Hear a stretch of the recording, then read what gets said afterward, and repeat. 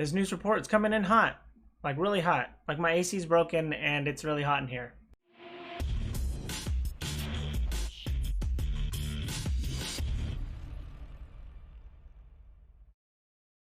What up, viewers? What up? What up? Calc Soups here, and today is Monday, June 27th. I know, a little late, and that means it's time for a quick recap of the week in video game news.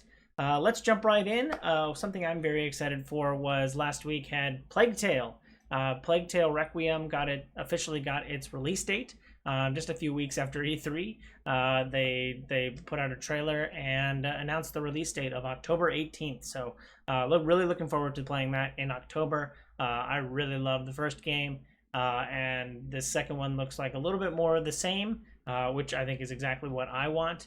Maybe with a little bit more graphic fidelity, but otherwise, yeah, I'm just kind of looking for a little bit more. I don't know too much that the gameplay needs to, expand or beyond what it already is. So, yeah, I'm just looking forward to it. I got to listen to GameSpot's breakdown. They had a hands-on impression, so if you're really interested in seeing kind of what's going to change and what's new and unique, go ahead and check that out.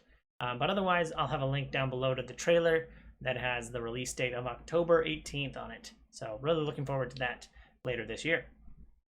Lots of news about Fall Guys this week. We've got Fall Guys went free to play, so anybody can download and play it, except for people on Steam, because it got delisted on Steam because it's now an Epic exclusive. So people who already own Fall Guys on Steam will still be able to play it, but it can be exclusively played on PC. Any new downloads will have to be on Epic. They also got crossplay.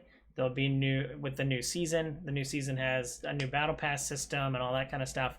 But now we can play crossplay, so you can play with people on PC and all the other consoles that it's coming to. So yeah, might be enough to make me go back to play a little bit of Fall Guys, but I haven't touched that in quite some time. So I'll have to check out.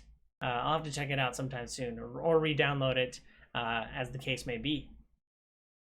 Moving on to games that actually launched this week, Fire Emblem 3 Hopes launched. This is the latest Fire Emblem game. It's supposed to be very much a sequel to Fire Emblem 3 Houses, or at least it took a lot of the mechanics from Fire Emblem 3 Houses, which was reviewed very well. All the mechanics were really well received.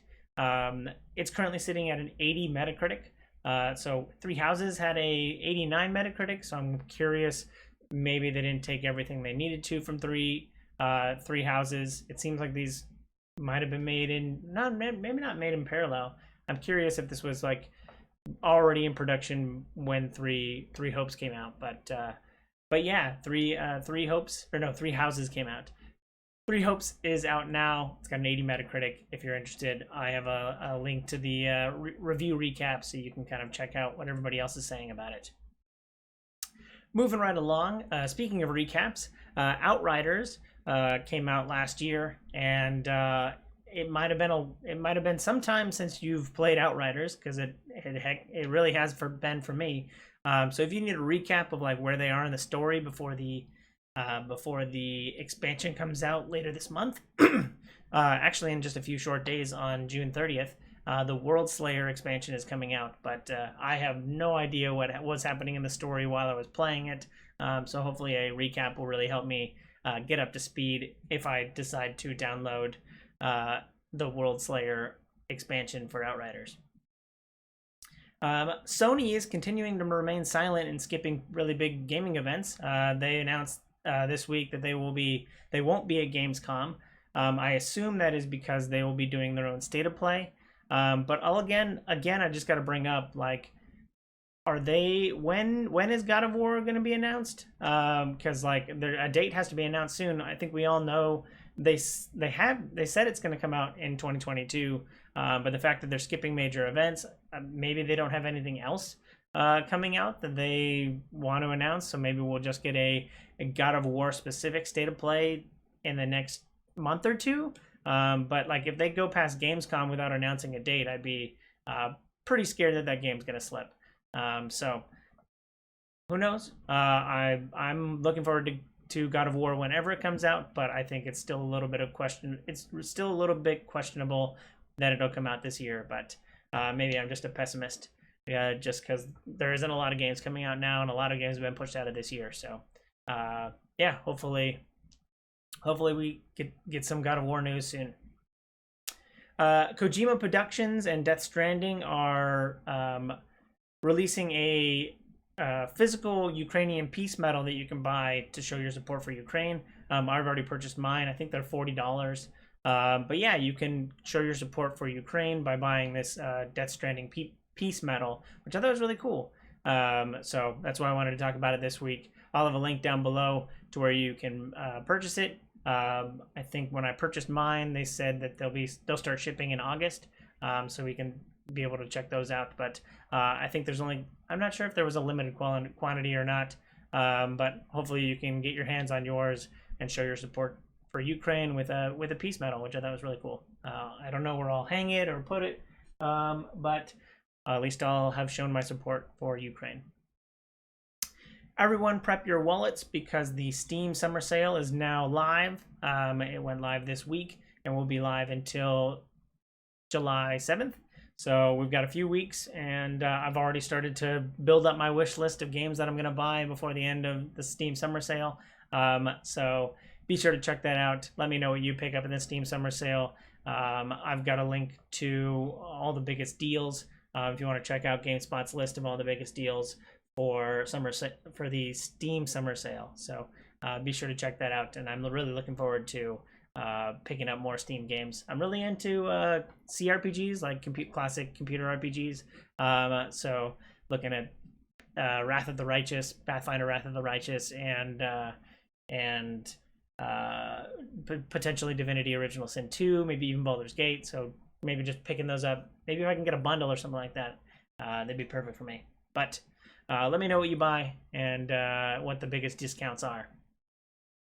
Moving right along, speaking of bundles, there is I'm really good at the segues this week. There is a Star Wars gaming bundle. You can get 14 games for just $21 through Fnatic. So I'll have a link down below for you to check that out. It's got the Knights of the Old Republic series, so both 1 and 2. It's got Force Unleashed 1 and 2. It's got the Jedi Knight series, all 4 of those games. It's got Star Wars Battlefront 2 from 2005, not the EA one. Yeah, ton of Star Wars games. So if you're feeling that Star Wars gaming itch post Kenobi, which I have thoughts on, I'll no spoilers, but I have thoughts on Kenobi. But yeah, if you're feeling a Star Wars itch after watching some Star Wars content this summer, there's a Star Wars bundle for you. So feel free to check that out. Netflix subscribers are getting a pretty cool thing this month or sometime soon. Into the Breach is coming to Netflix exclusively on mobile. So if you have the Netflix mobile app, you can start downloading and playing games there.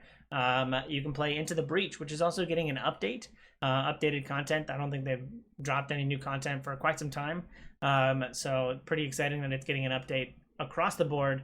But Netflix subscribers won't have to pay any additional money to play Into the Breach via Netflix mobile. So pretty cool stuff there. Into the Breach is one of those games that I can always just play for 15-20 minutes just to be able to do something, kill some time. So it's a really fun game, and the fact that you can play it on mobile is going to be great. And for Netflix subscribers, they don't have to pay anything additional. So yeah, pretty cool thing to check out. I really love the game, so can't say enough good things about it. So Netflix subscribers are in for quite a treat. And last but certainly not least, this week, Cyberpunk is putting on, already has a board game up and running on Kickstarter.